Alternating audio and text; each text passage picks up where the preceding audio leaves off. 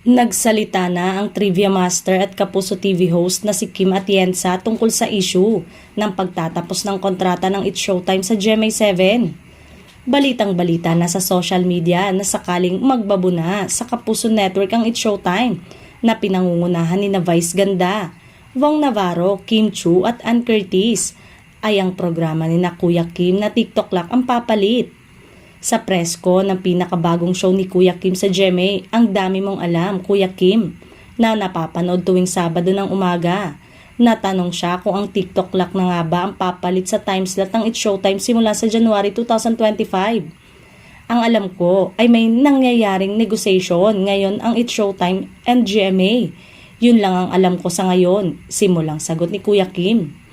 Ganito rin ang nagiging statement ni GMA Senior Vice President Attorney Annette Gozon Valdez nang usisain tungkol sa tunay na estado ng It's Showtime sa network.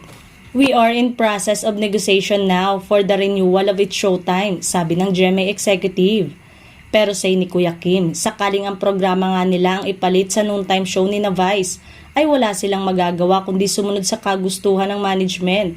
Kumbaga, mga sundalo sila na kailangan maging handa sa anumang laban.